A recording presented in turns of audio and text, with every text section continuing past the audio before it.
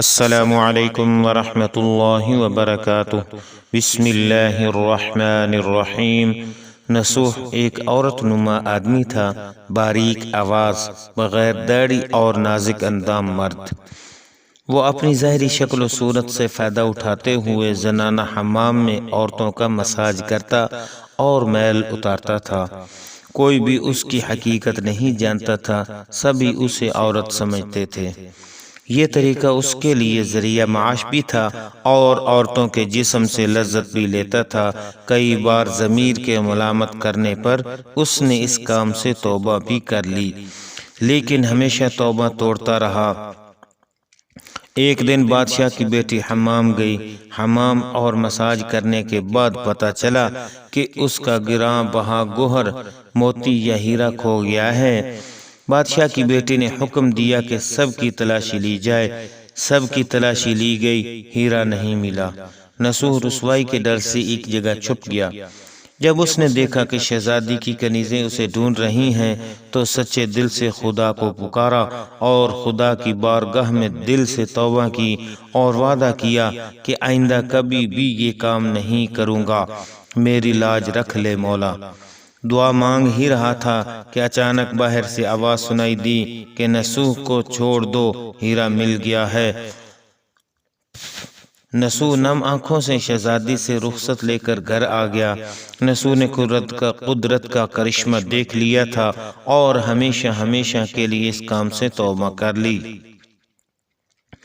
کئی دنوں سے حمام نہ جانے پر ایک دن شہزادی نے بلاوا بھیجا کہ حمام آ کر میرا مساج کرے، لیکن نصوح نے بہانہ بنایا کہ میرے ہاتھ میں درد ہے، میں مساج نہیں کر سکتا ہوں۔ نصوح نے دیکھا کہ اس شہر میں رہنا اس کے لیے مناسب نہیں ہے، سبھی عورتیں اس کو چاہتی ہیں، اس کے ہاتھ سے مساج لینا پسند کرتی ہیں۔ جتنا بھی غلط طریقے سے مال کمایا تھا سب غریبوں میں بانٹ دیا اور شہر سے نکل کر کئی میل دور ایک پہاڑی پر ڈیرا ڈال کر اللہ کی عبادت میں مشغول ہو گیا۔ ایک دن اس کی نظر ایک بھینس پر پڑی جو اس کے قریب گھاس چر رہی تھی۔ اس نے سوچا کہ یہ کسی چرواہے سے بھاگ کر یہاں آ گئی ہے، جب تک اس کا مالک نہ آ جائے تب تک میں اس کی دیکھ بھال کر لیتا ہوں۔ لہذا اس کی دیکھ بھال کرنے لگا۔ کچھ دن بعد ایک تجارتی قافلہ راستہ بھول کر ادھر آ گیا جو سارے پیاس کی شدت سے نڈال تھے۔ انہوں نے نصوح سے پانی مانگا۔ نصوح نے سب کو بھینس کا دودھ پلایا اور سب کو سیراب کر دیا۔ قافلے والوں نے نصوح سے شہر جانے کا راستہ پوچھا۔ نصوح نے ان کو آسان اور نزدیک راستہ دکھایا۔ نصوح کے اخلاق سے متاثر ہو کر تاجروں نے جاتے ہوئے اسے بہت سارا مال بطور تحفہ دیا۔ نصوح نے ان پیسوں سے وہاں کنواں کھدوا دیا۔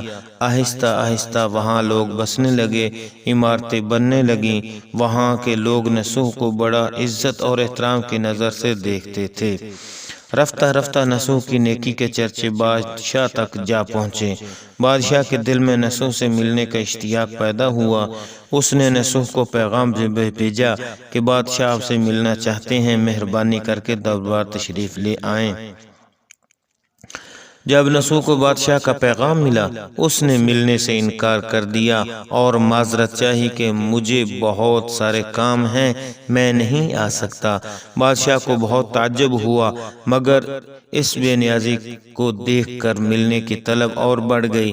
بادشاہ نے کہا اگر نصوح نہیں آ سکتے تو ہم خود اس کے پاس جائیں گے۔ جب بادشاہ نصوح کے علاقے میں داخل ہوا، خدا کی طرف سے ملک الموت کو حکم ہوا کہ بادشاہ کی روح قبض کر لے۔ چونکہ بادشاہ بطور ایک عقیدت مند نصوح کو ملنے آ رہا تھا اور رعایا بھی نصوح کی خوبیوں کی گرویدہ تھی، اس لیے نصوح کو بادشاہ کے تخت پر بٹھا دیا گیا۔ نصوح نے اپنے ملک میں عدل اور انصاف کا نظام قائم کیا۔ وہی شہزادی جسے عورت کا بھیس بدل کر ہاتھ لگاتے ہوئے بھی ڈرتا تھا، اس شہزادی نے نصوح سے شادی کر لی۔ ایک دن نصوح دربار میں بیٹھا لوگوں کی داد رسی کر رہا تھا۔ کہ ایک شخص وارد ہوا اور کہنے لگا کہ کچھ سال پہلے میری بھینس گم ہو گئی تھی، بہت ڈھونڈا مگر نہیں ملی، برائے مہربانی میری مدد فرمائیں۔ نصوح نے کہا کہ تمہاری بھینس میرے پاس ہے، آج جو کچھ میرے پاس ہے وہ تمہاری بھینس کی وجہ سے ہے۔ نصوح نے حکم دیا کہ اس کے سارے مال اور دولت کا آدھا حصہ بھینس کے مالک کو دیا جائے۔ وہ شخص خدا کے حکم سے کہنے لگا، اے نصوح جان لو، نہ میں انسان ہوں نہ ہی وہ جانور بھینس ہے، بلکہ ہم دو فرشتے ہیں، تمہارے امتحان کے لیے آئے تھے۔ یہ سارا مال اور دولت تمہارے سچے دل سے توبہ کرنے کا نتیجہ ہے، یہ سب کچھ تمہیں مبارک ہو۔ وہ دونوں فرشتے نظروں سے غائب ہو گئے۔ اسی وجہ سے سچے دل سے توبہ کرنے کو توبۃ النصوح کہتے ہیں۔ تاریخ کی کتب میں نصوح کو بنی اسرائیل کے ایک بڑے عابد کی حیثیت سے لکھا گیا ہے۔ سبق: نصوح رزق کمانے کے لیے اللہ کا ناپسندیدہ کام کیا کرتا تھا۔ جب وہ کام اللہ کے خوف کی وجہ سے چھوڑا تو اللہ نے رزق کے اسباب پیدا کیے اور بادشاہ تک عطا کر دی۔ حرام طریقے سے لذت حاصل کرنا چھوڑا تو اللہ نے نکاح میں شہزادی دے دی۔